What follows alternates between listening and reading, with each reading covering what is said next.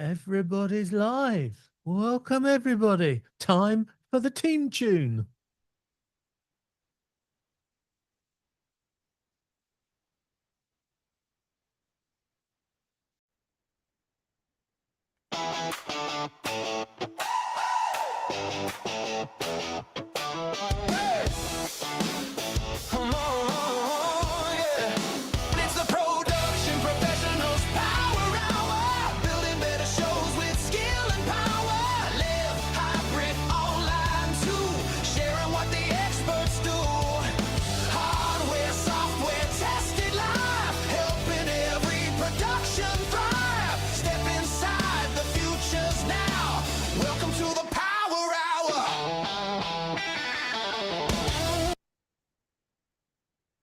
Oh, yeah. It's time for some power in your hour.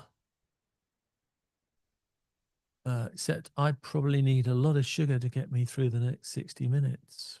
I also need a sieve. Anyone got a sieve? An idea sieve? Oh, yeah, we all have. It's called AI, isn't it? Anyone heard of AI?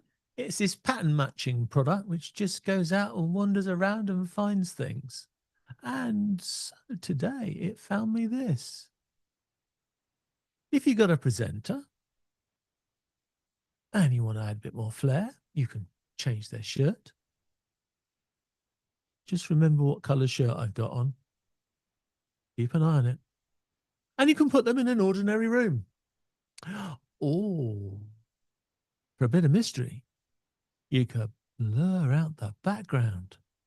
Now, we could do this with software, or we could just do it with a well-positioned camera with a nice bit of depth of field. Or maybe I should call it a lack of depth of field. Give us that blurred effect. Maybe we got a static office like this one here with strategically placed items of strategic color as well. So they contrast with me. Maybe it's a branded virtual set. Got a Lord Zoom sign I could hang up behind me. That would brand it. Maybe I could brand it with a bit of graphics. I could have a video background.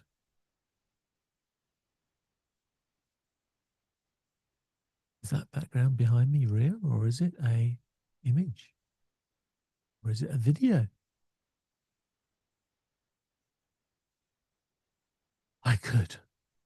I could go green screen. Physical green screen. Painted wall green screen. Don't have to though, do I? We got software now which will, in most of the apps, will attempt to make my background disappear so I can put something else in its place.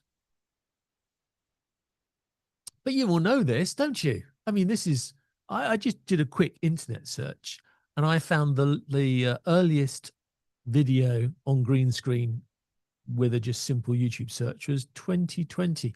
I'm pretty sure green screens have been around a lot longer than that. I expect Mike was just a baby when they were first out. Green screens have been around forever. And we've talked about them not many weeks ago. So green screens allow me to build my virtual studio. But how?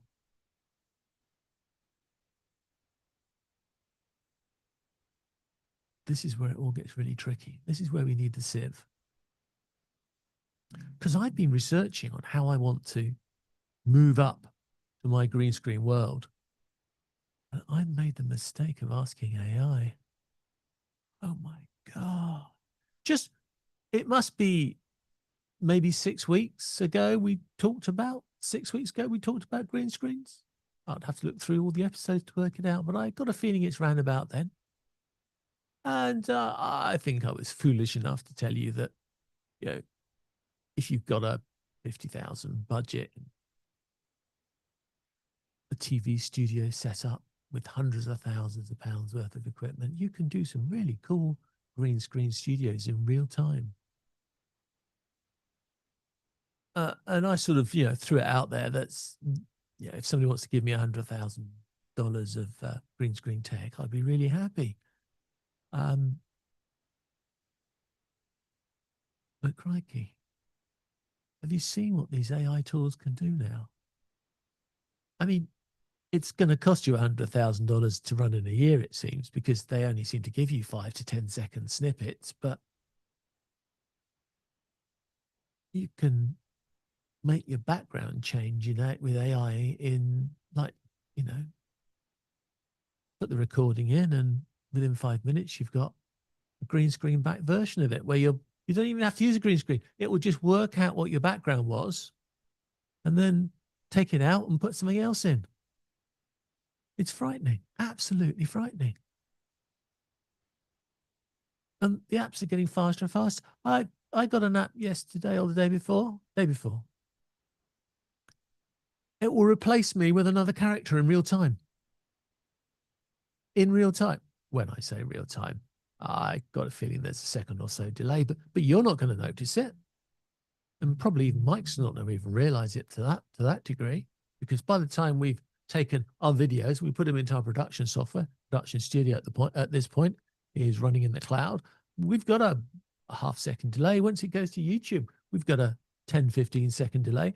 So if an AI can get, a 2-second conversion, that's real time, isn't it? For most of us, that's real time. And I can go one better than that as well, because I've just been moving around boxes. So let's see if I can switch to camera 3. Camera 3. I got myself one of these. The Ultimat from Blackmagic. This gets rid of the green screen in real time. Gives you, gotta get this right now. Gives you 3 options. Gives you one option where you put the background into here and it switches the background for you. Or if you're feeling more imaginative, it will give you 2 outputs. One is the screen. The other is the mask. I nearly forgot then, Mike, what it was called.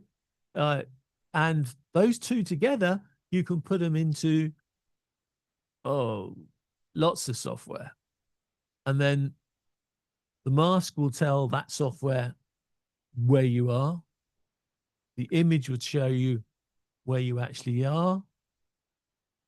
Don't know why they can't do transparent videos through protocols, but maybe Mike can tell us about that as a short story sometime today.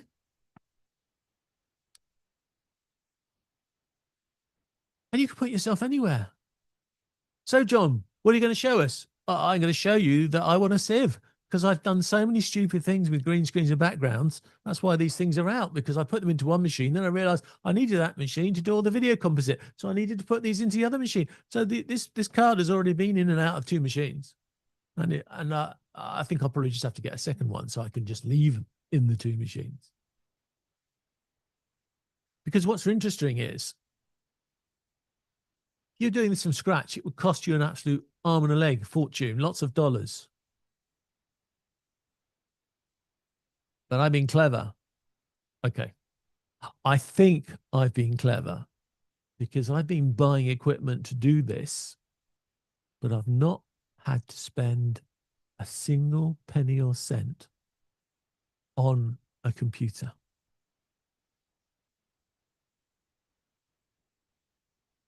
And that means I've been playing with a lot of stuff for a lot less than I probably should be. Because fortunately, I've got a pretty beefy Mac Studio over there. I've also got a pretty beefy 4090 based Windows machine over there next to it. And they're not top of the range. I don't tend they're top of the range, but they're certainly powerful enough to be able to run 2, 3, 4 video signals and put them in a background and then have software move you around in a 3D space. And they look really sexy. So sexy, I don't know which one. I'm actually wondering if I need to get an app. Oh, maybe I'll write it myself.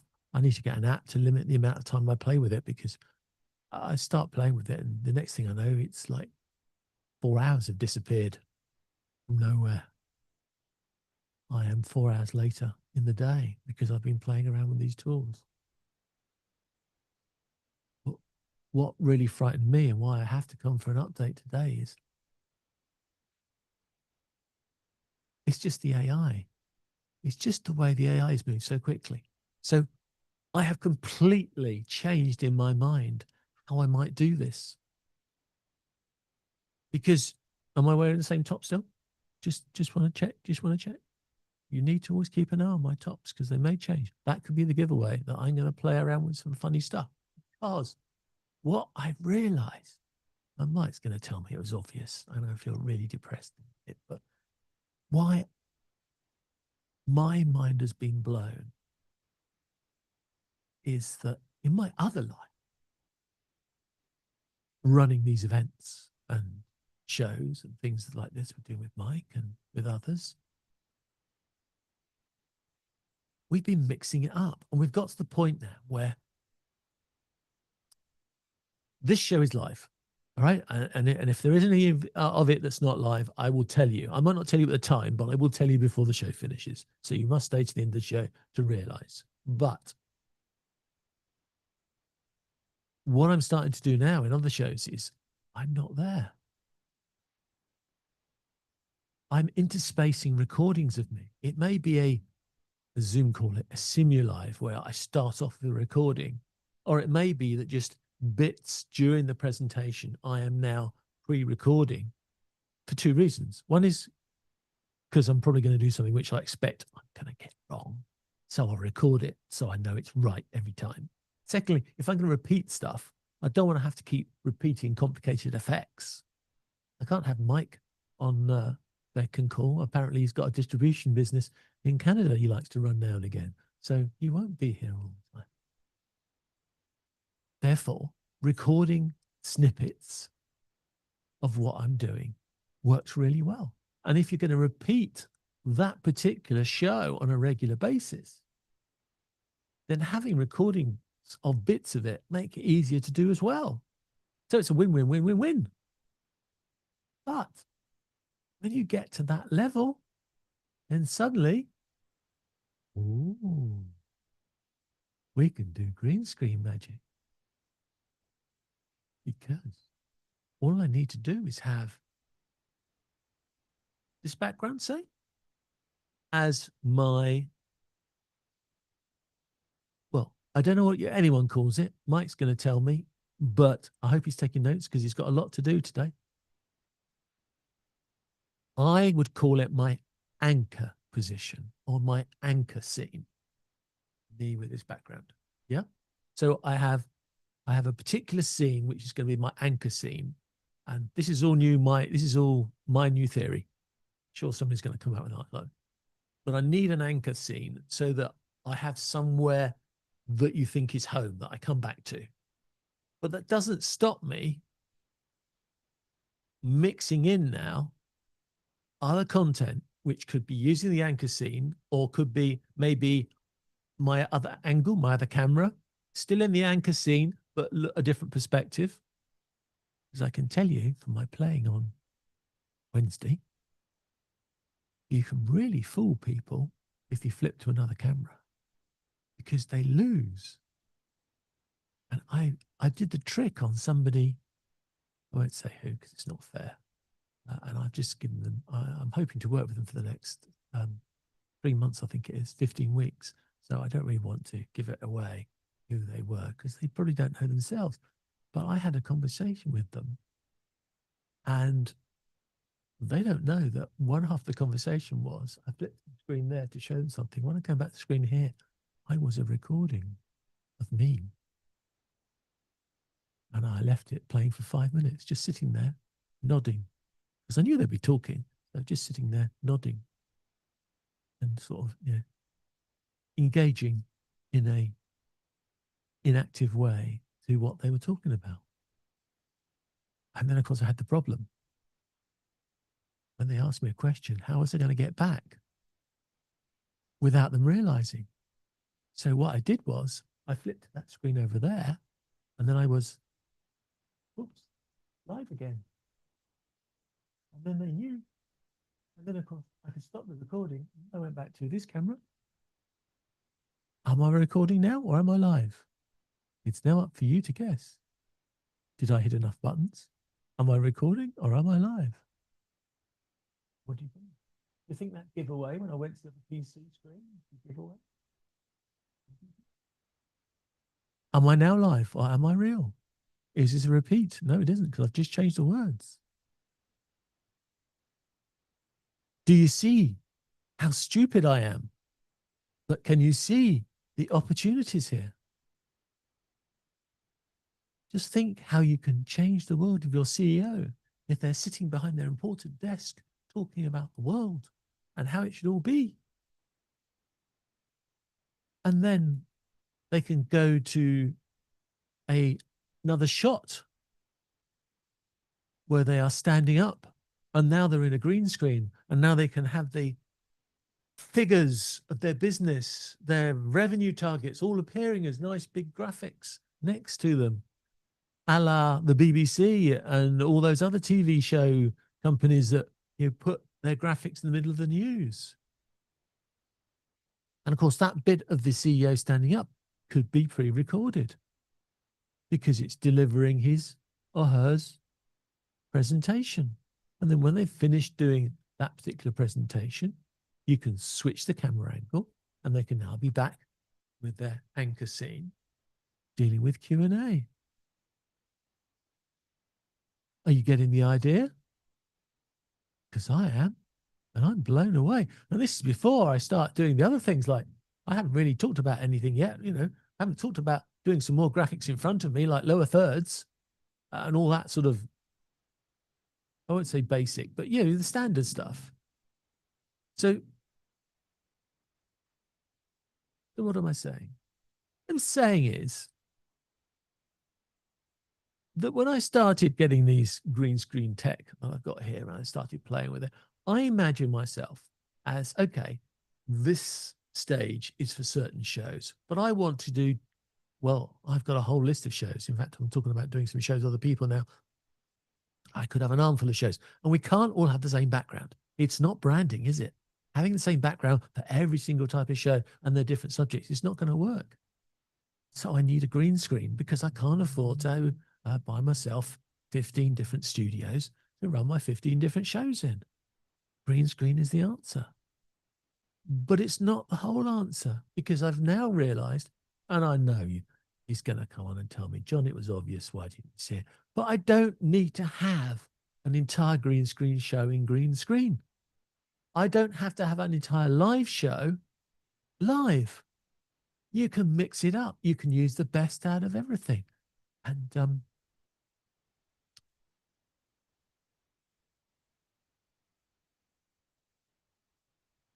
I don't know how to put this without being obvious.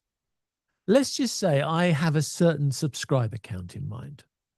And when we reach that subscribers count, I'm going to let you know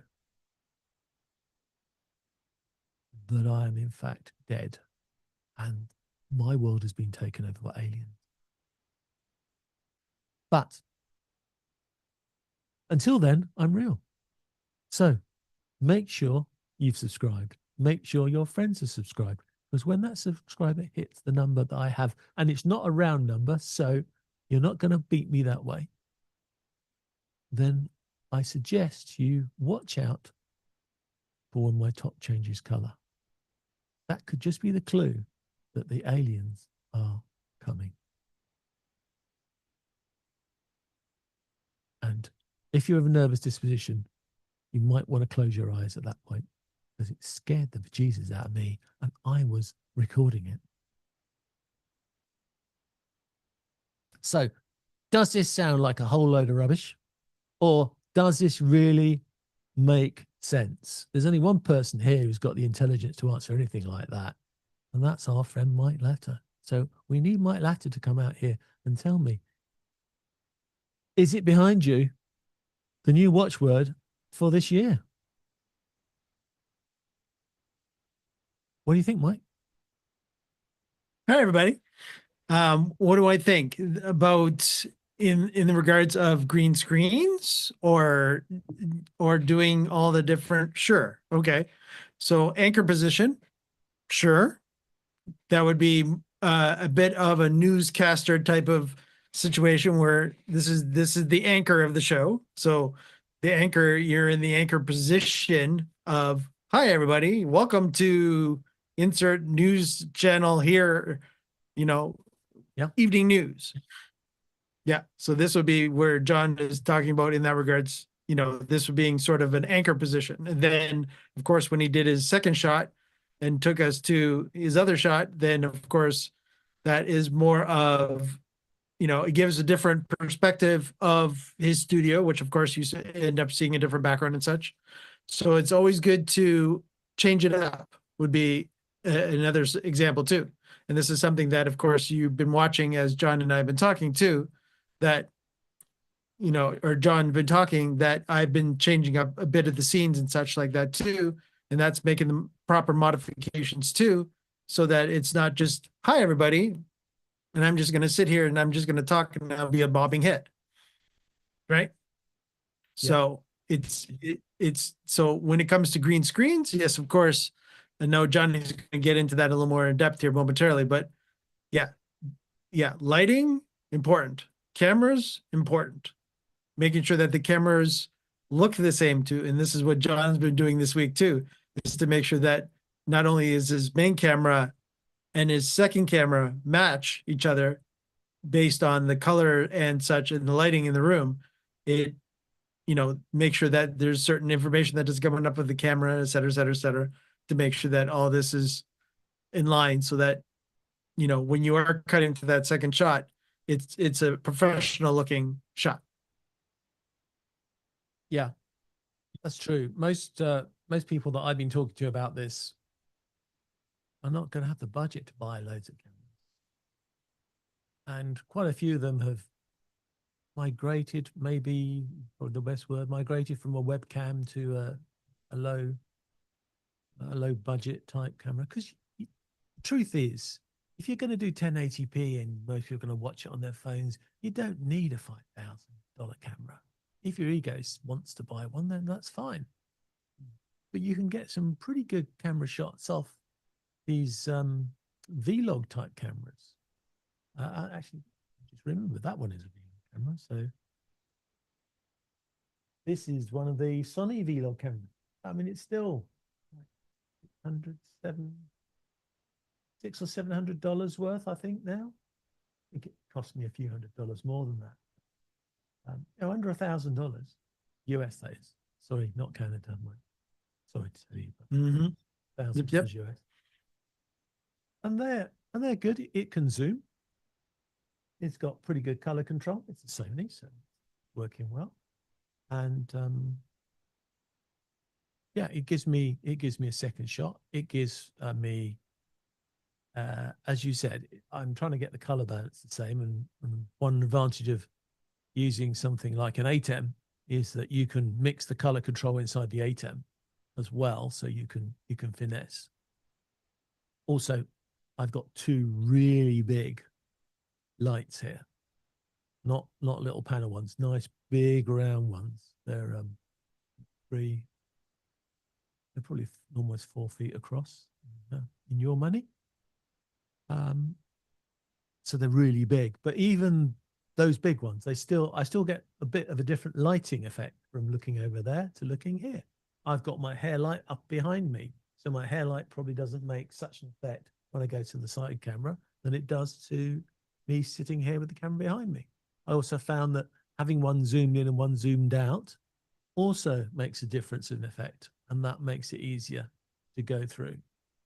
And Mike, you've got your cameras. I mean, your cameras are all the same, but they're in ridiculously different angles, aren't they? So again, it adds the variation, adds a different perspective. And Correct. If you were feeling energetic, you could show us how you can stand up and do your stand-up camera. Maybe that's a bit too much for you to do on a Friday afternoon, but if you could talk about that, that'd be excellent, though, even if you can't. Yeah, there we are. Yeah. So there's my other camera. Then this is sort of giving an equivalent to what John is talking about here, which is that is one of my show-off shots. Yes. the production behind the scenes shot. There you go. Yeah. Well, if you want the true production behind the scenes shot, then I'll give you the true production behind the scenes shot. There you go.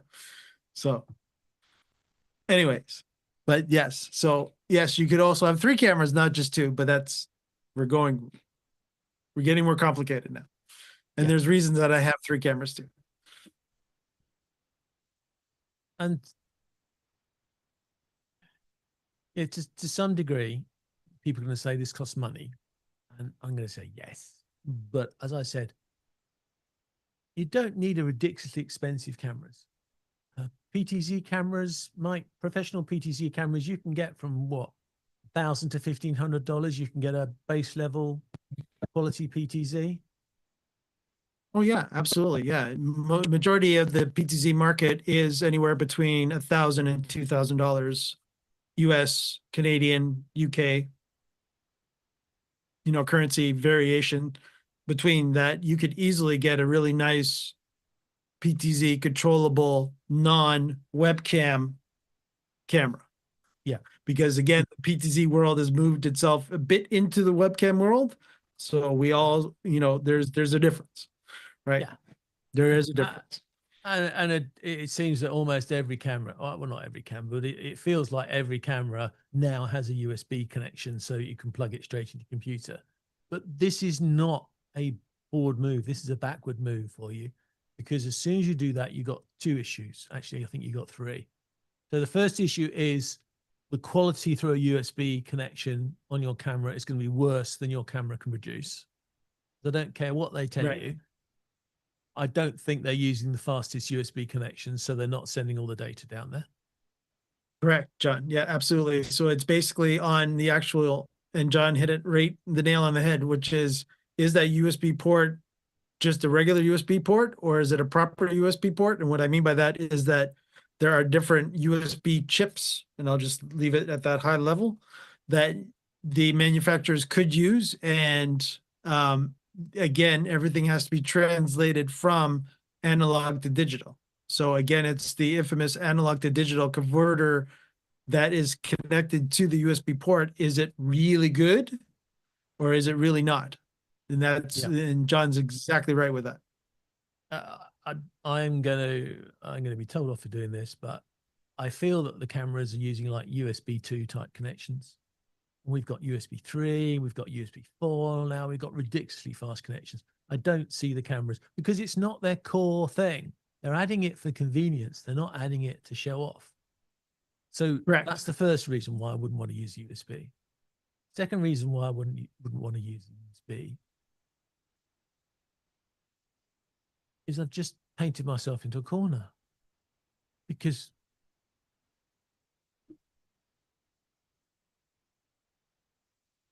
I know there's a lot of you that like to plug everything into your computer, and then you use something like OBS and you want to keep your budget down, then that's fine. But you lose so much flexibility and opportunity when you do that. Because all of these different 100%. mixers that are out there, and they're not, again, I'm not talking about free. We're talking about mixers. The mixers could be $500 to $1,000, I suppose. Some a little bit. Yes, I would say that's about right. When you Mike, stop trying to disappear off the screen. Come back. There's a good one. I'm back. I didn't know. It looked like John was getting awful serious, so he deserved to have the full screen. Okay, here we go. Thank you very much. Yes, no, John is right. No, again, especially us being production professionals, as we all are watching our production professionals power hour, we've got to make sure that we are flexible. Yeah. A webcam is not. Yeah. And the third point, which I'll merge in, and then we can go around the whole thing. The third point is, it's not just flexibility.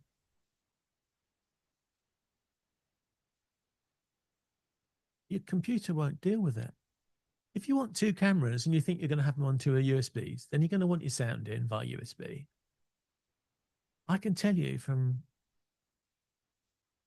just looking down. I've got a Mac Mini there. I thought I'll have a Mac Mini. It can run my desk and it will work for me. But I need a teleprompter screen. So I've got a teleprompter screen, Mike. I've got Yep. a sound card screen, sound card, which is my Rodecaster Pro. That's number 2. Yeah. That's number I've got, 2. I've got my input from my camera. So that's 3. Right. That's 3. Yeah. Oh, but I've got to have at least one Stream Deck plugged in, haven't I? I mean, you know, we Yeah, don't do that's anything 4. nowadays without a Stream Deck. At least one. Yes. 4. That's 4. And some of our other friends have 3. So let's not go down that road either. But let's say 1. We'll say a one. baby We'll one. say 1 because I'm going to run out of connections before we get there. So, so that's right. 4. My main screen, my main Apple screen nowadays are USB. Yeah. Yeah. Or using the video capabilities in USB. Mm-hmm. Or even Because that's the Thunderbolt, way- whatever variation. Yeah, it's Mhm. Thunderbolt, but it's still 5 ports according to the Mac. Right. And then I've got an HDMI screen here running as well, because I do have one HDMI port. So I've got 3 screens. So I've got my main screen, I've got a reference screen, and I've got my teleprompter screen. Right. But I don't think I've got any. And I've managed to get I've got one thing left, and I put my little mini Stream Deck in there, and that's it. Yeah. So I now have no space left. So if I'm going to run 2 cameras on USB, I'd have to lose one of those plugs for something. Right. So what are we going to lose? Audio? Obviously Well, not. This is my other camera? point. Obviously Yeah. not. Yeah, exactly. So And I think USB for quality is a bad move. mm-hmm. USB because we only have a limited number of USB ports. I know you're going to tell me, you Windows guys on your PCs, you've got more you got ports, but actually you haven't, because you have to remember that almost every port you have on a Windows device is a pair. So you can divide the number of ports you've not got on your more. PC by 2 because they're in Yeah. pairs. If not more, John. Sometimes they're even triplicate. Yeah. Yeah. And if they're a pair, or as Mike said, they're triplicate, then they won't have the bandwidth to even do what you want them to do, or the power to do what Right. you want them to do. Right. I've got my Stream Deck from over there on a long USB cable, and it's on a 2-meter cable, and therefore it disconnects when it feels like it, because it's too long a cable Mhm. for the USB port to power. Yeah. There's the other problem. How can you have a USB camera that you're using to shoot on a stage? Whereas You've got to have. Yeah. Mm-hmm. if I say to you, Mike, instead, I will let you have a low spec. I mean, it could be a low spec. It could be a $400 A10 mini, Mm-hmm. or one of the other compatible versions of that. And all it does is switch between the cameras. No, none of the other fancy business, just switches between the cameras. That to me Mhm. is a much more efficient way of dealing with your cameras than having it running inside your computer and then having to control OBS or something else to switch them around. Absolutely. Absolutely. Absolutely. Without a doubt in your mind, John. Yeah. Yeah. And again, all my 3 studios that I have set up, actually looking at a 4th one, but all of them are all hardware based video switching. That is why when I was able to do this switch quickly, and I'm going to tease Tony again and then come back again. That is, and we'll know why in a little bit. Tony knows why I just did what I did. So when I do that too, there's also not a delay.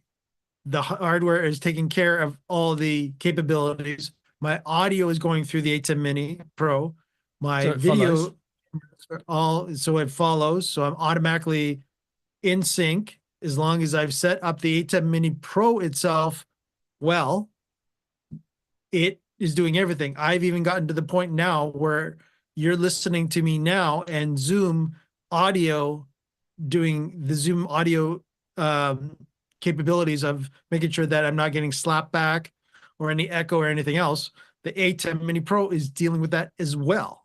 So Zoom is basically doing nothing for me anymore except for setting the actual turning my video camera on from the ATEM and turning my microphone on from the ATEM. But Mike, What? we're going off subject, are we not? Are we? We I were don't going know. to talk about virtual screens and AI and green screens. Oh, But well, but that's right. if this little box sits between your camera and your switcher, Yeah. it solved the green screen issue Yeah. before we've even needed to go in to the computer. Yes. 100%.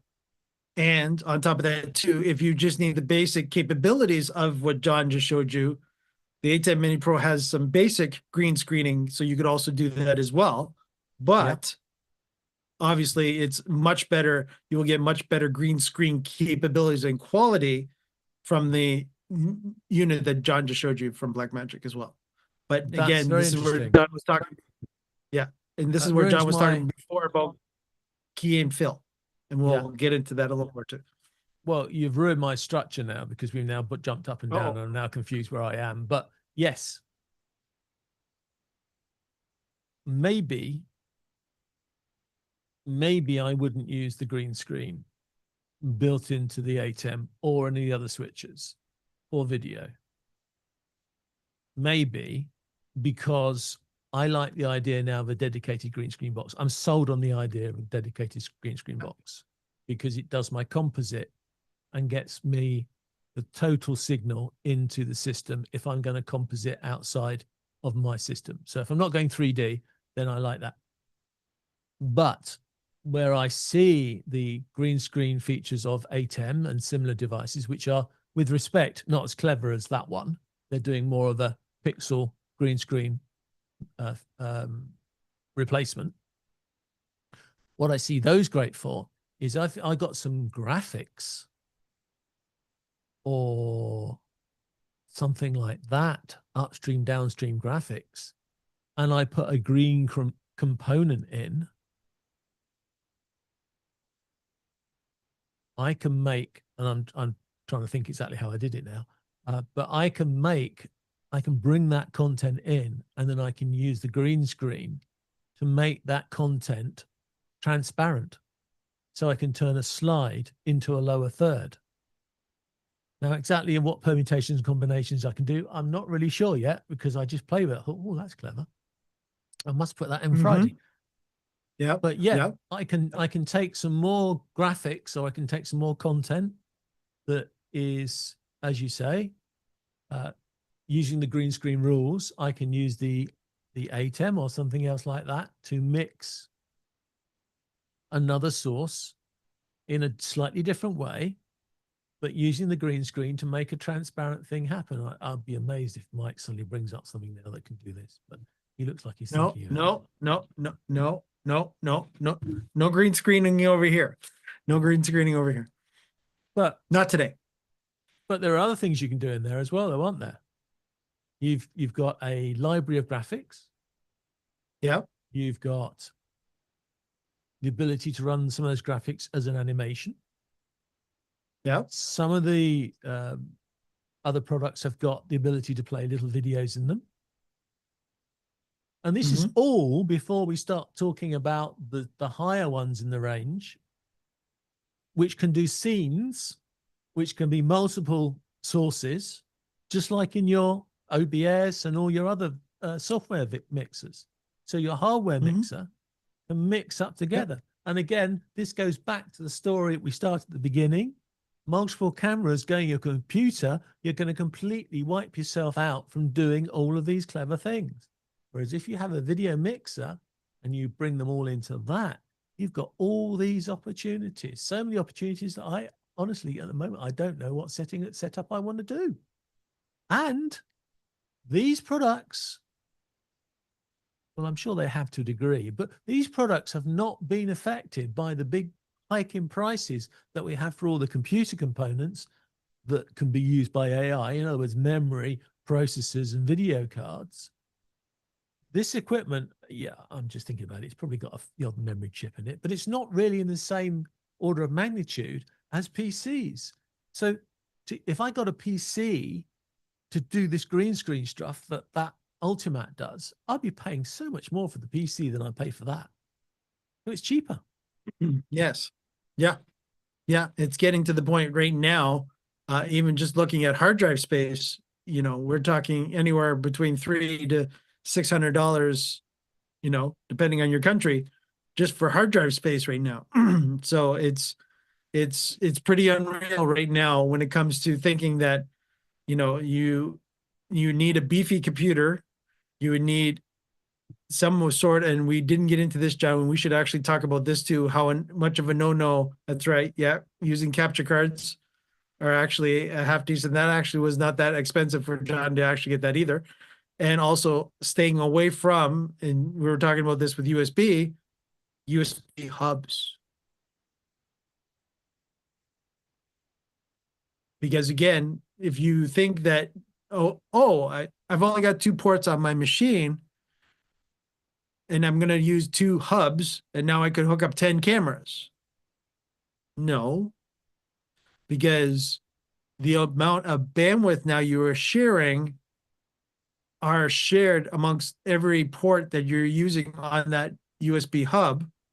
And if you want the video to be full frames rates, and we want it to either be 30 frames, if not 60 frames a second, depending on who we are, you're not going to be able to have on a single USB port 5 cameras in a hub going into that single USB port.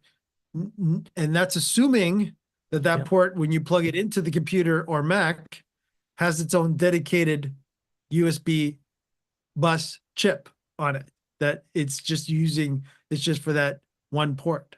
And this is Yep. something that has come up in the vMix community for years, if not decades, where people are going, no, I'm just going to use 3 USB cameras in my laptop, and I'm going to expect everything to be okay. And every time I switch, all of a sudden it's like, oh, I switched from this camera to that camera in vMix, and all of a sudden, why didn't it show up? Well, because you don't have enough bandwidth on that USB port. Yeah. Or If it you- didn't sync, or all kinds of things start to happen. If you try and do it all in one PC, you're going to need a really high spec PC to process all of this. But by doing it in these different stages, not only do you add flexibility, but you've just distributed the processing. So you can leave some more clever stuff to be done on the PC. I like the idea of using a third-party software-based mixer as my last step to finish the composite off, shall we say, to allow me to do a few more of those transitions and movements and things which are harder to do on these dedicated boxes. So a bit more flexibility in the last mile, shall we say, to be able to drop on these more fancy graphics, because I can do graphics inside Zoom, but I can do better graphics if I do it inside a computer. So I would like that to be my final step. But I want to mix my video, I think, before I get into the computer. So I know what's going in, and maybe I'll have a video device like this, and I'll drop in 2 or 3 video sources in at the last minute just to mix in the final video. But it's just, even those machines over there, even the 4090 is going to have trouble if I start putting all that stuff in there and mixing it all together. And then Yep. It just doesn't make sense. And I was trying to find one. I don't have one by me. I had one a minute ago. Most of these connectors. All right. Yes. So we're Mike's looking impressed because it's not HDMI. Most of Yes. these connectors, when you plug them in and convert them, they always tend to have 1 in and 2 out, which of course means there's another thing which I forgot to mention earlier, but I've just reminded myself by reading the note. The other thing is, if you have all these extra connectors and these 1 in 4 out type, 1 in 2 out type connectors, I know it makes a lot of spaghetti. And I know a certain person is probably going to complain about spaghetti and cables.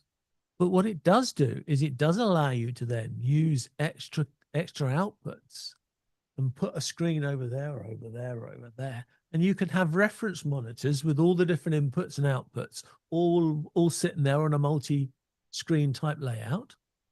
And you can therefore see what's available. You can see all your cameras are working. You can see how the next shot's going to be. You can have your preview and your program effect in screens. And again, we talked about how few things I can plug into my Mac Mini. My Windows PC over there, it's a lot more powerful. It's still limited, I think, to 3 screens simultaneously. So there's only so much I can output on it. And if I'm running 3 screens and I've got 4 in outs, I'm starting to give it a lot of work to do. And yeah, we are not talking about 4K. Oof. I'm keeping to 1080. 4K would Yeah. be Yes, we're frightening. definitely not talking about 4K here, everybody. No. 4K is 4 or 5 times the power. Oh, Mm-hmm. Well, 1080p times 4 is a good general rule of thumb there. So if John had that equivalent card as a 4K card, now he needs 4 times 4. Everybody do the math now. So if his machine is okay just doing 1080p for inputs, let's say at 1080p 60, but now he's going 4 times that. So now his machine has to be able to handle 16 type versions of 1080p 60 or for 4K video. If the machine can barely handle for 1080p 60, how is it supposed to handle for 4K P60? and so we want some green screen. And we're not really quite sure how we're going to do this, but we can have some green screen, and we can have some green screen with some backgrounds. And we've got the Ultimac can put the background in automatically, or give you your 2 inputs and you can mix it somewhere else. And then you want a 3D world. And then if you want real variation and control, then I think mixing real time and video is good. But all the software that you're using to produce the show, you can't get your machine out and then unload one piece of software and load in another piece of software in the middle of the show. So your setup is going to have to work for the entirety of the show. And that to me gives you another reason why you want a distributed system where it's all done in different places and not all dumped onto one poor PC or Mac and made to do all the work. It just won't. And if you want to mix together the different types of content, which I think is the trick that's going to make this all work for the least effort, then you're going to want to do that. And there's one other catch, which I have alluded to, which I think for me is pretty much a game changer. I don't get Mike 24/7. There are things that I can't do on my own. There are things I can't do on my own in real time. It gets to a certain point where there's not enough buttons that I can generate and interfaces that I can put in to do everything at the same time. But is it cheaper? Is it more cost effective? Is it more flexible? If I create some of that content for the show rather than during the show live, than the other option, which is to have a team of people in the background running all the clever bits for me. And the answer is obviously it's so much cheaper.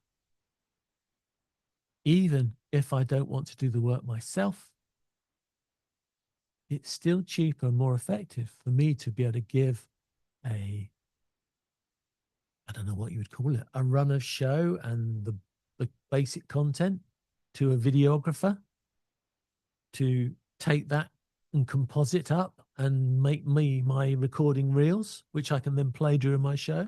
But they do it in their own time. So I give it to them a week away and 2 days for the show. I get that content back ready. I load it into whatever devices I'm going to run. If I run slides, as you know, as you probably remember, when I run slides, I've got a dedicated slide laptop over there that only does slides for me. That means it can run all sorts of slides and videos for me because it just has one job. Once it's pre-programmed with that job, I've got the buttons here so you control it. And it's fantastic and it works really well. And I could do multiple presentations and run multiple videos from that device. And it doesn't get in the way of what the other computers are doing because it's a computer on its own. That's its dedicated job. If you have a video switcher, 4 is doable. But if you get one of the higher spec ones that does 6 or 8 and has some sort of scene control, because usually when you get to that price range, you've got some sort of scene control or scene mixing built in, whether it be Blackmagic's or one of the other companies, you've got enough space for a dedicated video player or something. And it doesn't have to be a PC. It could be a really low spec PC if all it's got to do is play your video content. And that's the other catch, you see. Creating content beforehand means that the system that needs to deliver that content in the show doesn't need to be high spec. You can use a high spec, you could use your high spec machine to composite all the video contents you want. It's got to do the video, it's got to do the final mixing maybe during the show. So if it does all its composite creation before the show, and then you give that to another dedicated machine, crikey, if you want to be inventive enough, you could even run your videos off a phone. If you have the box to connect them into the HDMI of your video switcher, you could use a phone. I mean, I probably wouldn't go to that level, but I've run videos before off an iPad. So I've taken all that complexity of creating that video, I've done it beforehand, and I've run it off an iPad. Mixing it up. And AI and green screens. I haven't got a clue where I'm going to go with it now. It just blown my mind this week playing around with. I don't know which tools I want to use now. No, I can't tell you what tools I want to use now. I'll probably stick to a few staples that I've used forever because it's just, but the whole idea of just creating a bit of content before a show rather than all the time live, it just makes so many options. It's mind-blowing. And of course, that means that I can have a different workflow for my different shows. I can have a different background for different shows. And with this tech,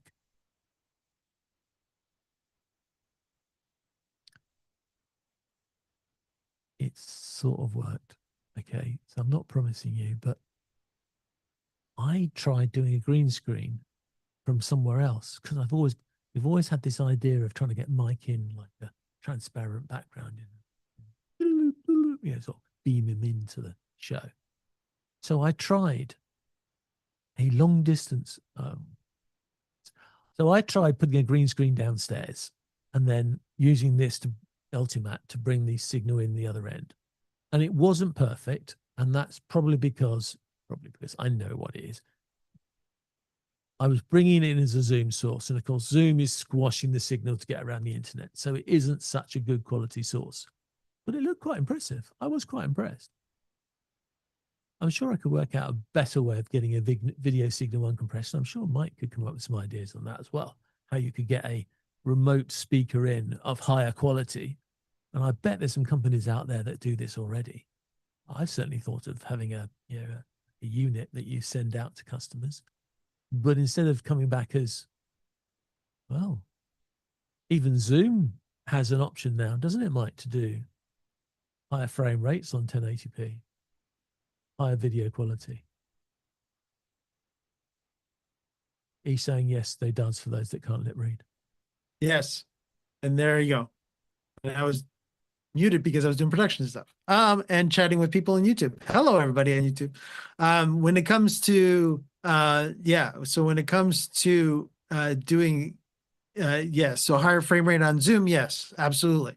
But again, do you really need the higher frame rate on Zoom? What kind of content are you going to do?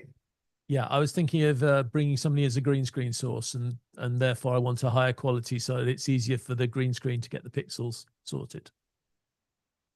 Not a bad idea. Not a bad idea.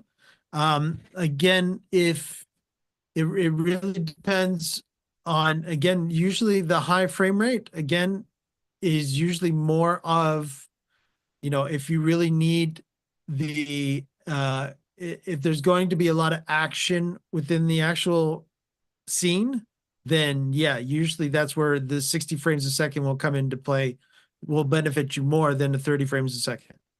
But in that regards, yeah, absolutely. Will the 60 frames and the higher bandwidth coming from Zoom bringing that in using the enhanced media add-on?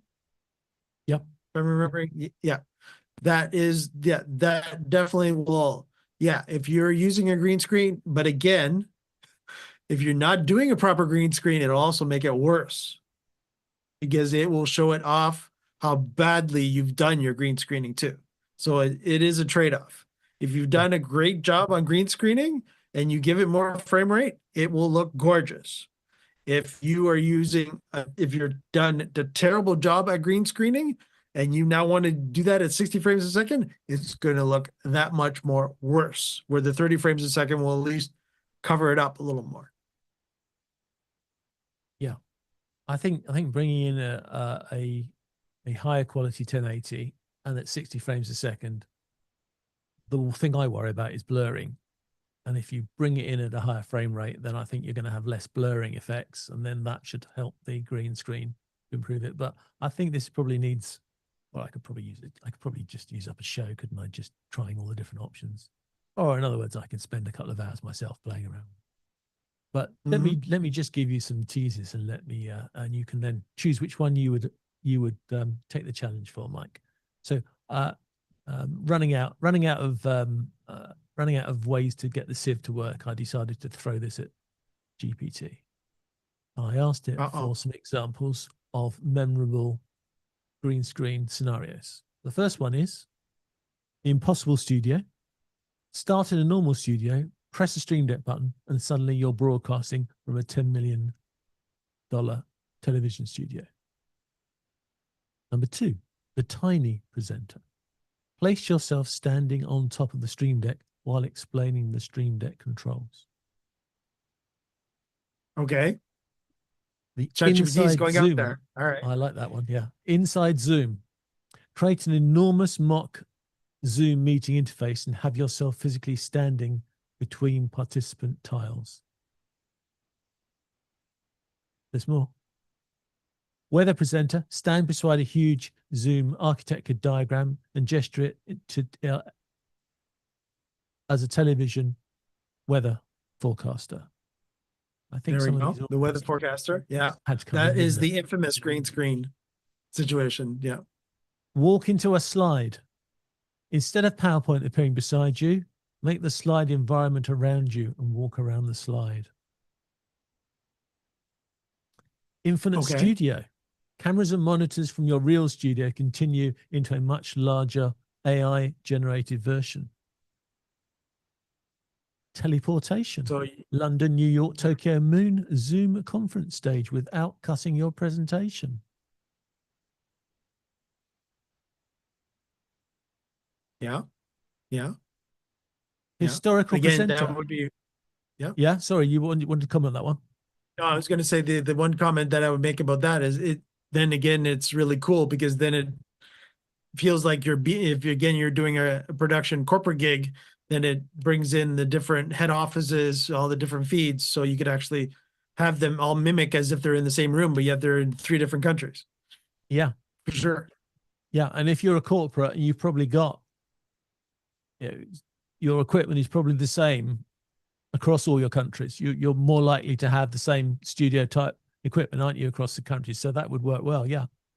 I got 2 more. Yeah. Historical All right. presenter appear inside an old television studio. We're discussing the history of video conferencing. Sure.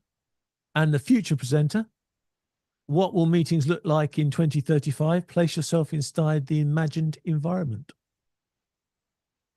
The imagined environment. It didn't want to give you the imagined environment though, but No. but interesting. Okay. Yeah. The imagined environment. So it was basically saying, it was leaving that up to you. It's going, so would we actually be using TVs in 2035? Would we be using what? Sure. But again, yeah, the creativity, having a green screen, as long as it's lit well, and as long as the camera understands it, and you've got it really, really good looking, and you've done everything properly, you could be teleported to anywhere doing anything. But again, to be very, very careful, as John has shown us in the past, in the regards of my chair is thick, it doesn't see through to the background, right? So John, that's that chair too that has that, correct? You're in that chair right now. Yeah. It's got a lattice at the back. It's very comfortable, but if it lets light through, it makes green screen, just makes it impossible for green screens to process. So right, because again, it's got to look at each individual little hole and actually fill it with your background per second. So everybody has to remember frames are per second, right? So you would just make the Ultimatte just run full tilt, because every little hole, as John would do his slight move of his chair, it's redrawing the frames all the time per second. And even if we're doing the advanced media at the 60 frames, then it's even doing even more. It's doubling the frames of what Zoom normally would do. So my step forward in this whole green screen imaginary background world changed this week for 2 reasons. One is, God, the tech's moving fast. It really is. And there's a lot of tech out there, AI related tech, that has amazing opportunities, but 2 really important downside caveats. One is, a lot of the really cool stuff can't run in real time. But that's fine, because we said what we'll do is we'll mix in some green screen related content so we can produce it beforehand. And secondly, wow, once you've paid for your demonstration tokens they're giving you, it can start to become really expensive. And that's why a lot of the tools are short snippets measured in seconds, not minutes. But again, if we're going to work on the idea of having cutaways to green screen content pre-recorded, then a 10 or 15-second cutaway is still effective. It's still cost effective. It still works.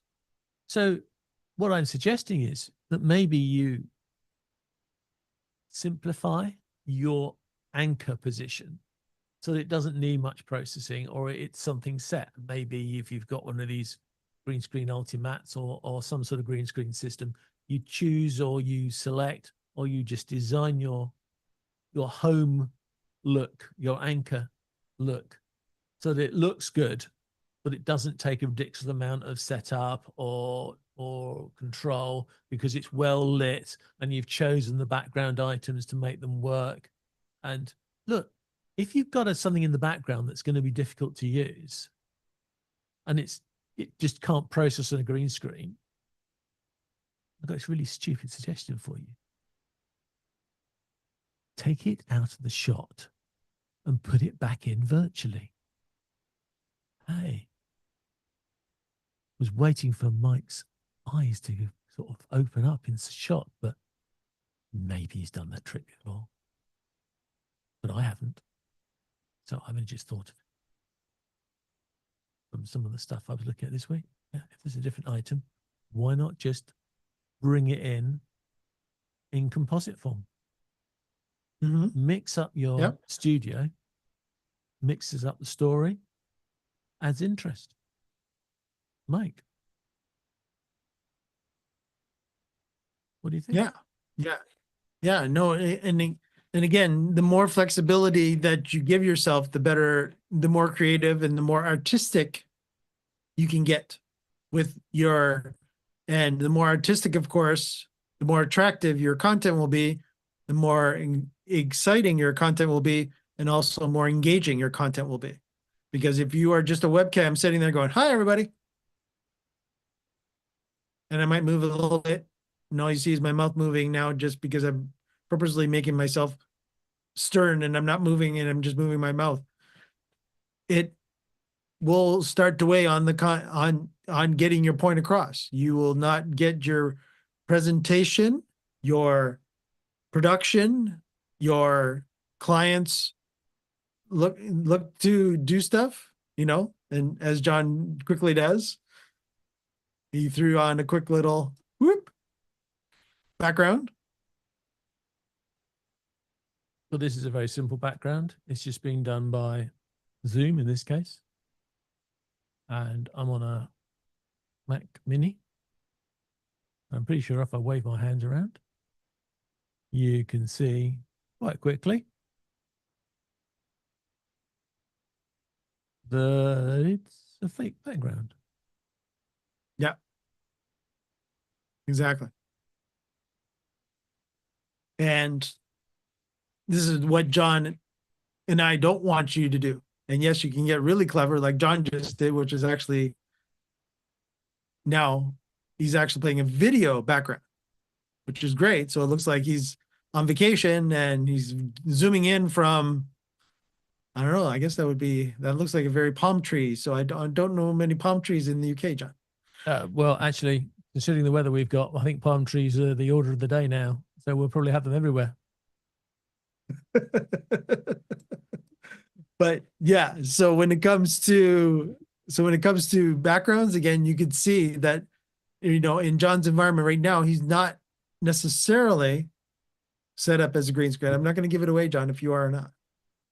I'm going to let you do this. But I don't know. I really don't know. But do you know? Can you guys tell on YouTube? Can you guys tell on LinkedIn? Let us know in chat. There's been some guesses. I've had a couple of guesses, John. They don't know if we're live or not, too. That was another one that was a guess, too. Indeed. You really got them thinking. Yeah, that's a good point, because there's a couple of people I've been trying to get on the show and they can't make this time. So I might have to pre-record their slots and bring them on sort of real time. Yeah, it's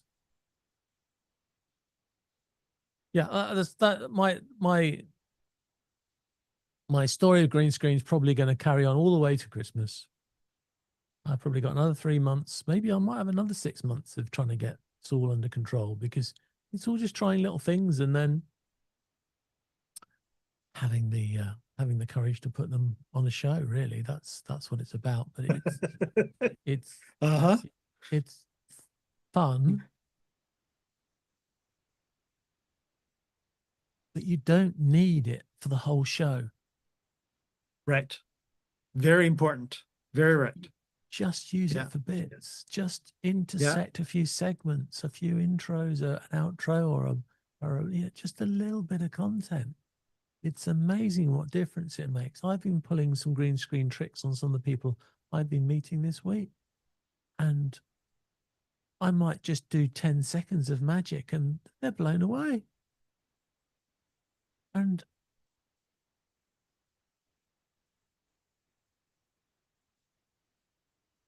when we are under pressure from AI,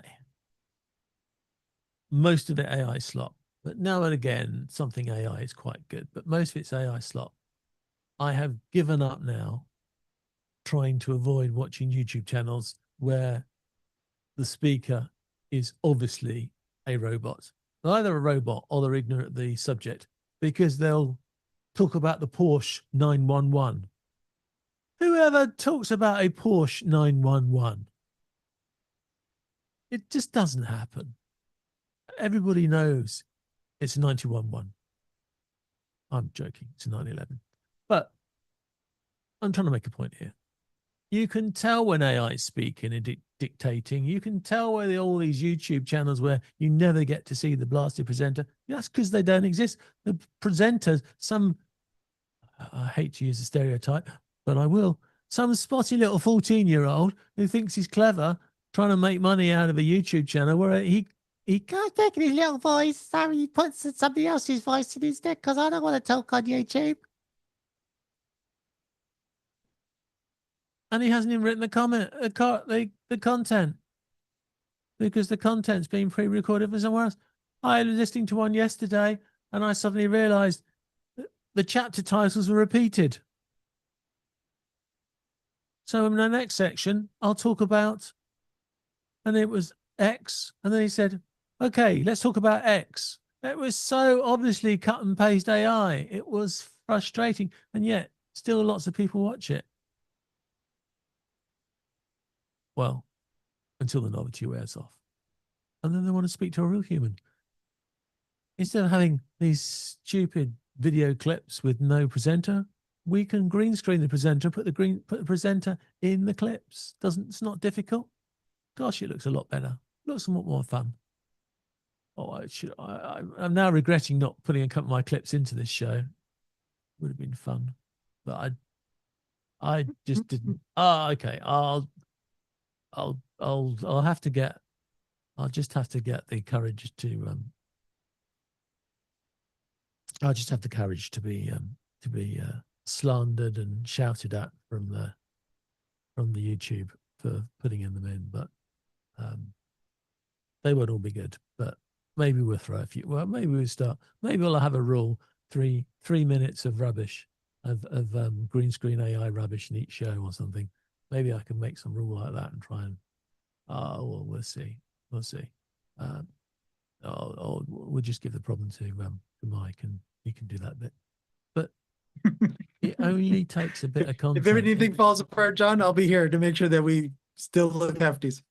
That's fantastic. That's fantastic.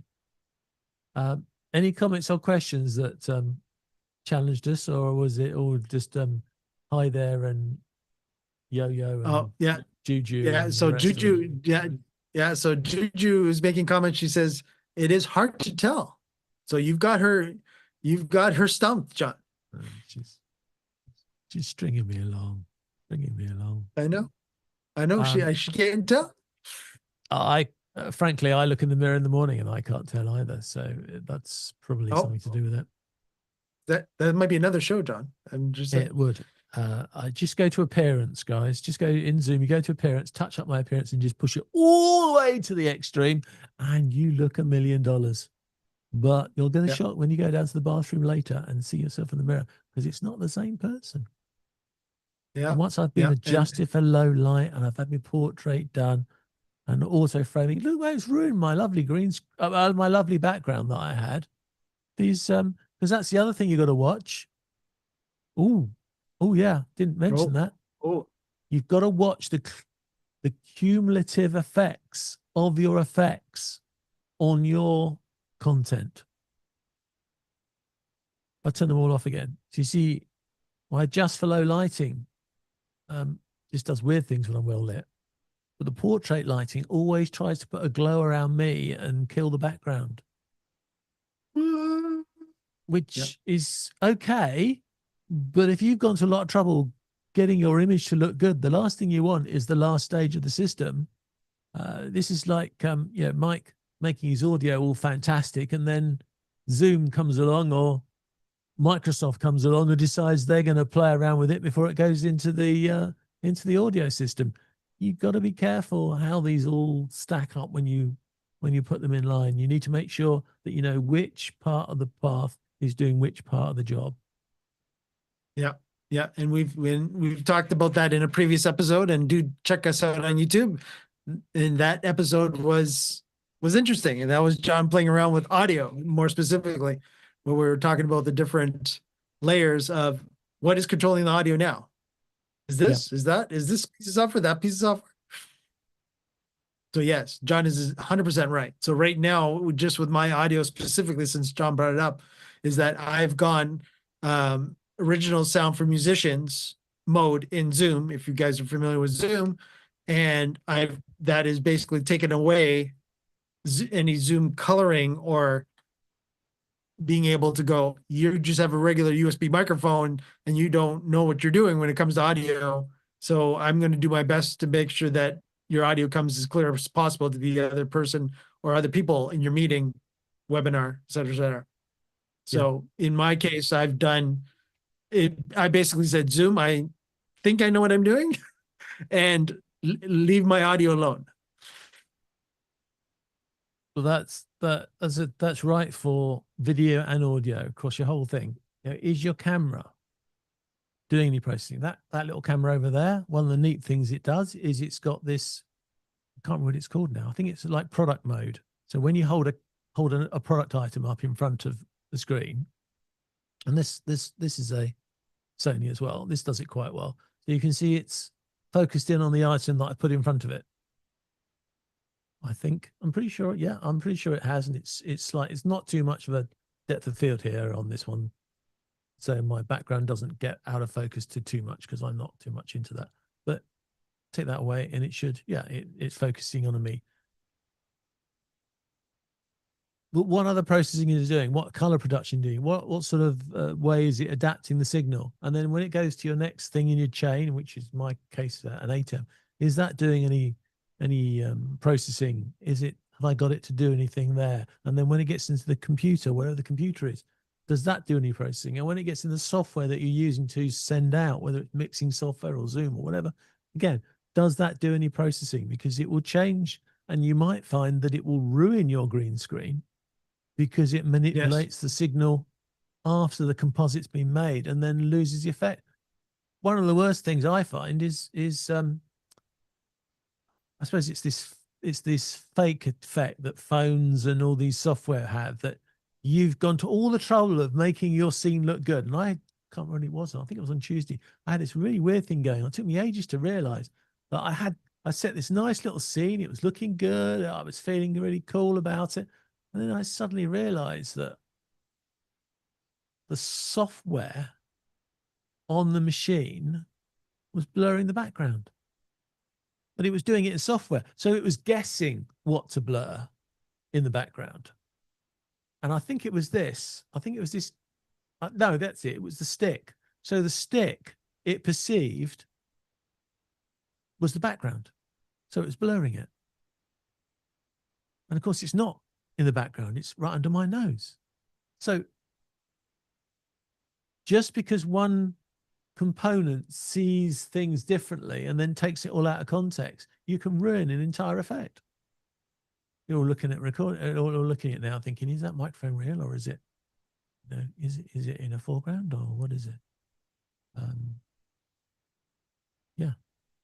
So make sure you know exactly which part of your chain of command for your audio and your video is doing which job.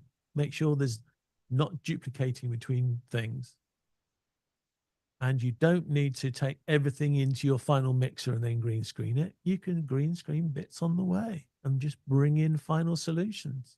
It works just as well. In fact, my playing around this week, I think in a way, actually it works better, because by the time it gets to the final part of the system, the green screening effect has happened further down the chain. So it's all been lost in the, the edges and the whatever has been lost in the system before.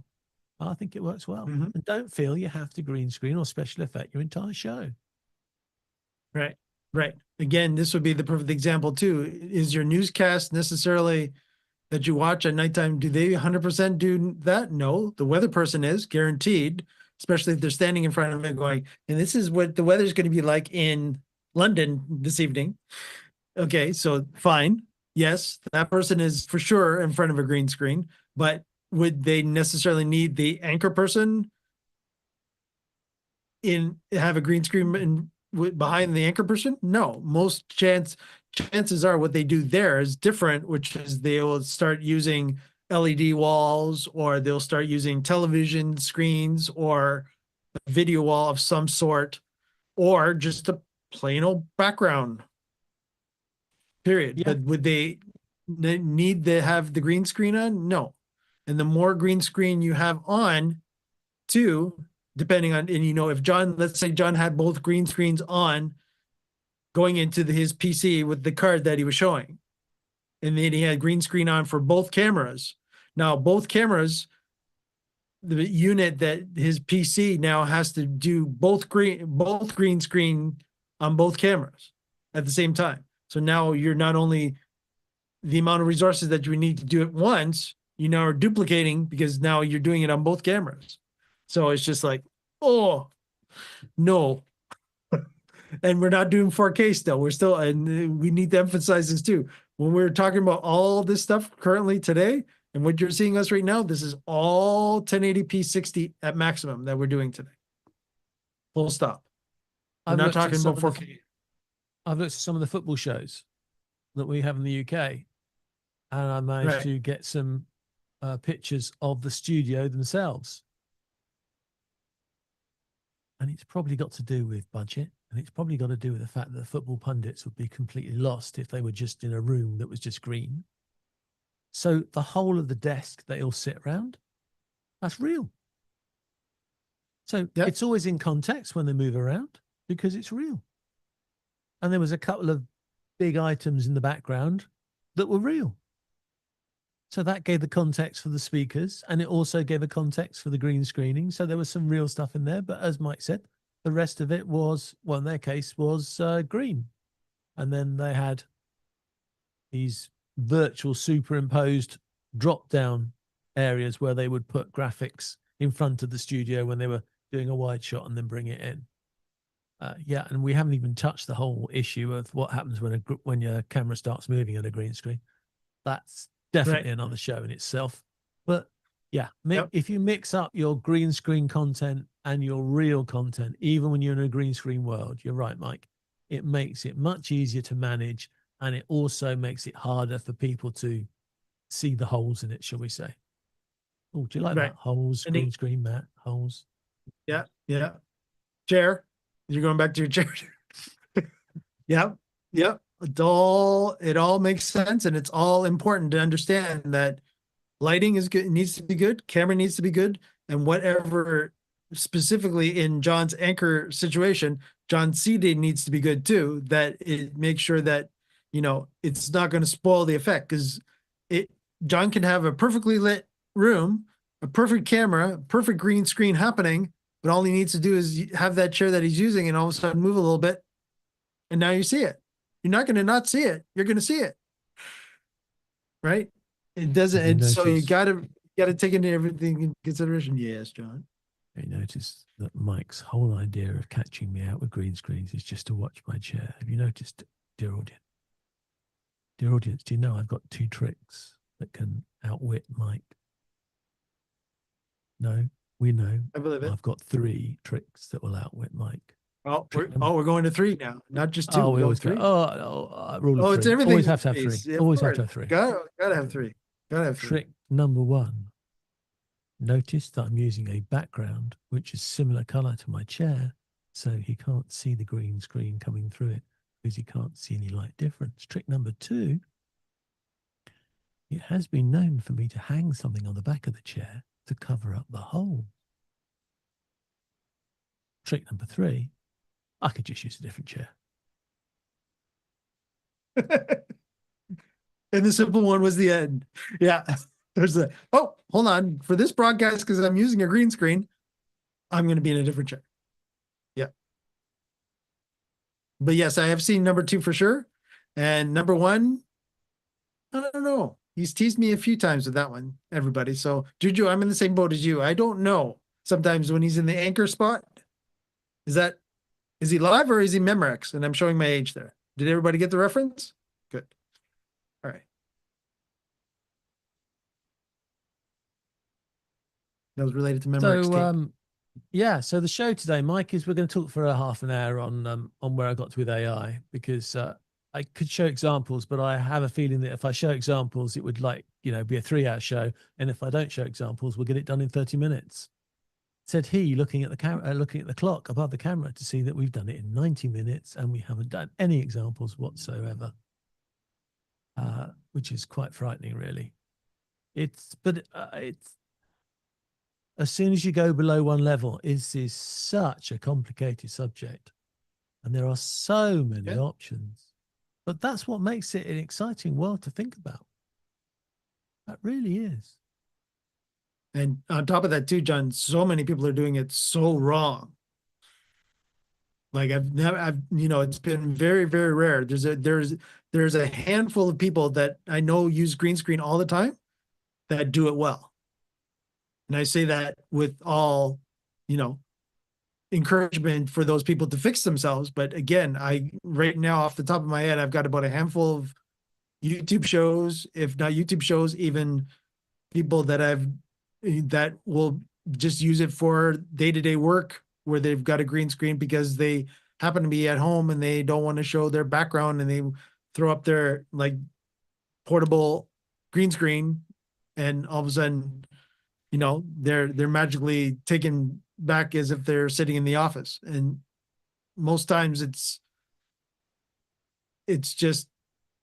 can become very horrible, and you'll see it. Like I've even seen it on sometimes when people are being interviewed on newscasts, the specialists that are remote that they will bring in from X university or X location. And you can tell if it's green screen or not, because, the headphones give it away. We've talked about this, or, there's many different aspects that will do it, but yes. So definitely, if you're learning anything through all the different shows that we're going to be doing about green screening for everybody, as a takeaway, is that lighting is important, cameras are important, and of course your set is important as well, because heaven forbid there be a little green, as a green plant that might be close to the green screen color, that all of a sudden magically now your plant becomes see-through. I've got a bit of a crush on KJC. I'm not going to tell you who KJC is, but I got a bit of a crush on her.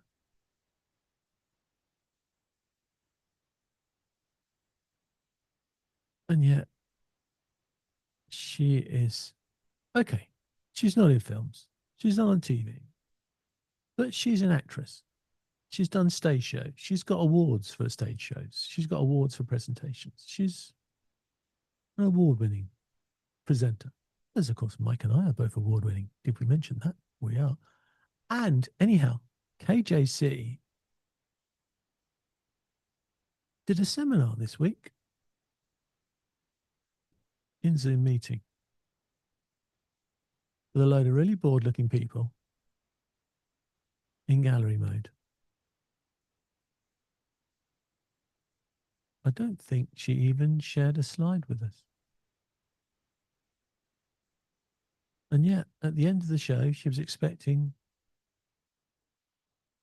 4-figure payments to spend the next 3 months with her.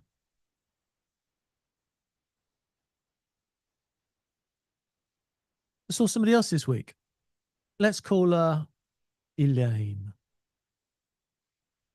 because I used to have a friend called Elaine who lived along my road when I was a kid, and had a crush on her as well. So that's the connection. That's my excuse, and I'm sticking to it. So Elaine is selling this system. She wants $1,000 for you to join her virtually, $4,000 for you to fly down to her Florida mansion and join her for 3 days. You've guessed it. She's running a presentation in her bedroom with a flip chart and one camera angle. She has a multi-million-dollar business in the States. She's got 4 assistants, I think, on the call in the Zoom at the same time, helping her. I mean, I don't know what they're helping her for, because she's got this one camera shot, she's got this flip chart, and she just sits there for an hour talking about marketing and God. She's fantastic. But I'm thinking to myself, girl, can't really do that at my age, but I'm going to, girl, you got to up your game.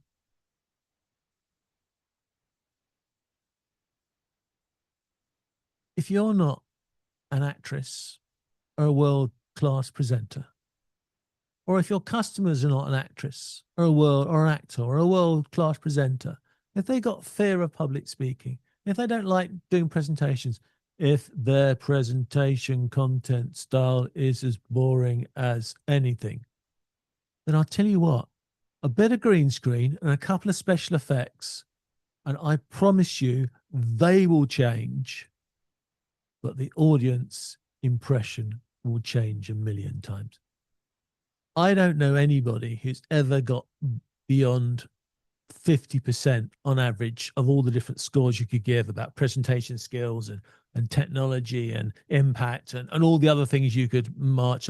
Nobody is probably above 50% on all of them as an average. Everybody is good at one thing or another. Now, if you're worried you're not good at doing presentations, if you're worried you're not good at doing slideshows, if you're worried you're not doing any of those things, then here's the cheat code. You can take some clever stuff with green screens. You can do some clever backgrounds. You can do some clever, a clever bit of imagination where at one point you suddenly disappear into whatever you're talking about. What was that example? That example about talking about some Stream Deck, and then you shrink yourself down to the size of a Stream Deck. So you took a picture of the Stream Deck on the screen, and you shrink yourself down to the size of the Stream Deck, and you sit on the Stream Deck and talk about it. Now that could be what, 1 minute in a half-hour presentation, Mike? Absolutely. And every time you do another product shot, they'll be waiting for you to shrink down and appear on it, wouldn't they? Yeah, I was trying to have you shrink down a little bit there, and I did, but I didn't do a great job when you were doing that, but that's all right. There was no Stream Deck. Production studio can only go so far. But yes.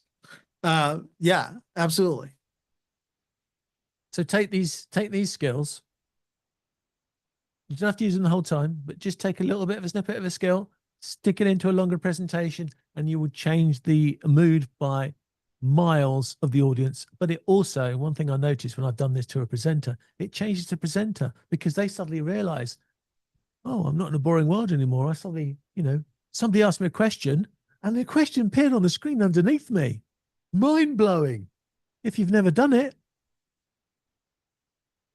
So if you're doing a production with somebody and suddenly that question appears underneath them when they're answering it, they go, wow. And suddenly their whole attitude changes because they suddenly feel they're not in this, with all due respect and love to them, they're not stuck in this Zoom box because they were forced to by COVID. They're now using the Zoom box because it makes them look good. Yes. Heaven forbid. Yes. And you should look good on Zoom. Because any of the video conference stuff. Yeah, absolutely. Because suddenly they look good. They're using an A10 with scene switching because suddenly they minimize and their big presentation appears next to them and they're overlap. Yeah, these silly little things to us in the production world. I can tell you, they may feel a bit, oh God, we can do that easy. Yeah, but do it. You will make a difference.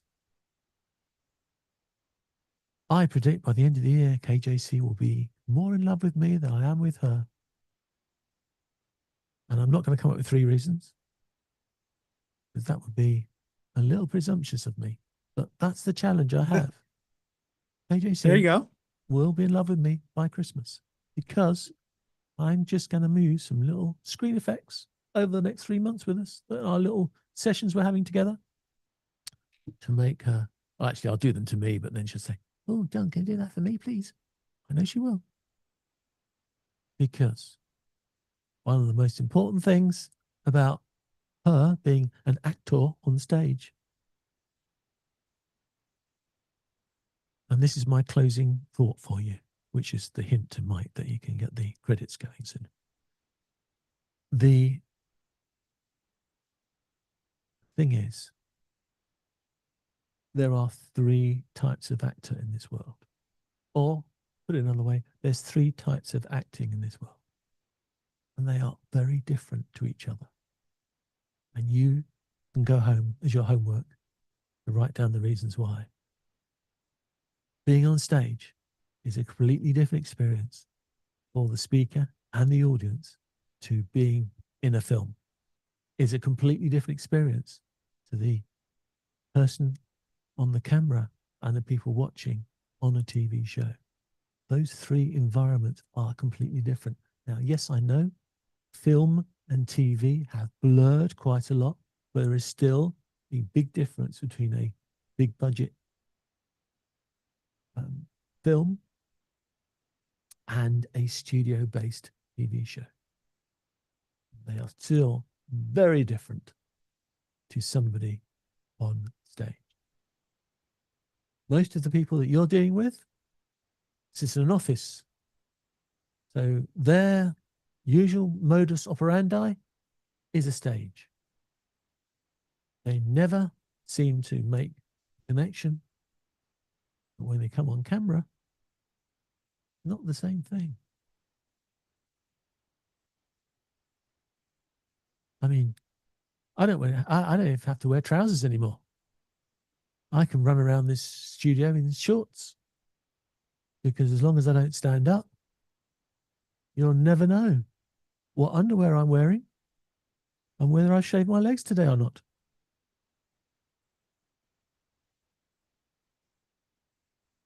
The 3 stages are completely different, and it's our job to make them look different and to take advantage of the mediums that they produce them. And yes, this makes it even more of a nightmare when you do hybrid, but it does make a difference. So when to use green screen, you should be using green screen all over the place, not all the time, just in bits. And there are so many different ways of using it now that you still don't know whether or where I use green screen today. And I would tell you about that, but unfortunately it's time for the credits. So make sure you subscribe, and then I really will pull the alien invasion on this show. But the aliens are going to stay in their little box of reality until you get to that target. So make sure you subscribe, make sure your friends subscribe, and if you won't subscribe for me, then Mike's going to ask you himself. Over to you, Mike. Correct. Thanks everyone for joining us this week on the Production Professionals Power Hour. Don't forget to like and subscribe to our channel to let YouTube know how much you love our content. And of course, John's giving you extra.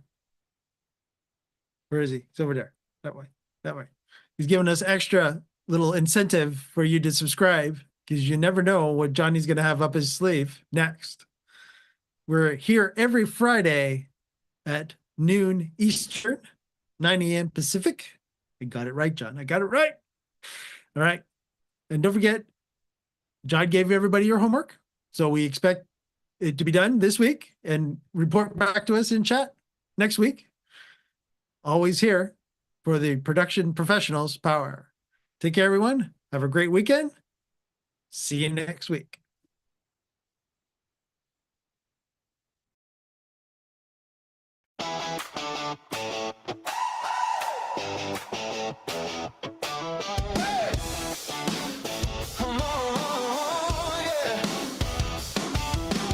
Lights go up and the cameras roll. Voices clear and we're in control. Screens are live and the signals flow. Welcome to the place where the pros all go. Talking gear and the tools we trust. What works well and what gathers dust. From the studio floor to the online stage, we bring the knowledge page by page. Live or hybrid, in room or remote. Every shot and every note. Better system, sharper sound. This is where the best is found. It's the pro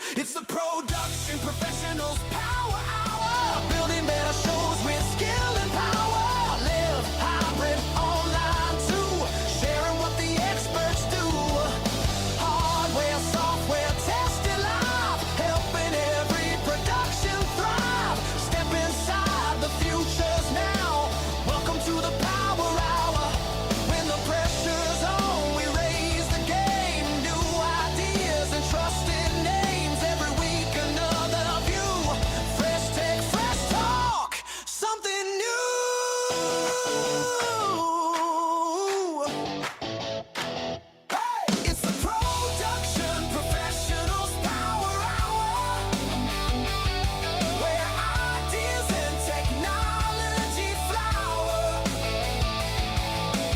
For the shows that need to shine, for the moments that go live on time. From the gear rack to the control room view, we bring the best straight through to you. Step inside, the future's now. Welcome to the Power Hour.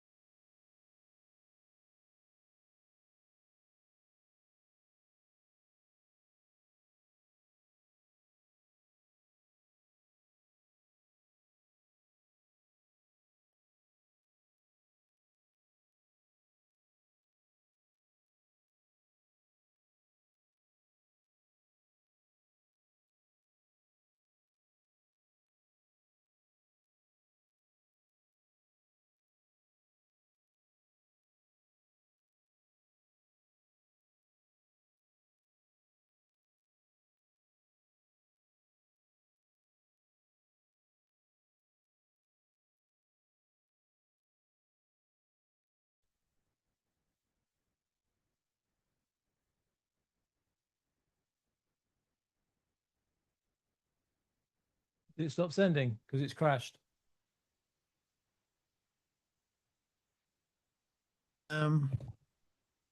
It checking. Everybody seems to be. I ended up throwing up the slide anyways. It It says the event's in progress, but the app is crashed, so I can't stop it. oh, So hello, everybody. Okay. We have finished, really. yep. I just don't And know how to stop you. as far as I know, John, we are still broadcasting up on the slide. Yeah, we are still broadcasting, but I can't get. I'm trying to log into it to stop it. There it is. No, it says. Oh, hold on. Maybe. Oh, here we are. It's all right, internet. I have found the screen again. You don't have to be here forever watching it, waiting for it to end. I have managed to log on again, and I can now say, thank you for listening to the Production Professionals Power Hour. I'm going to stop streaming now and have a cup of tea.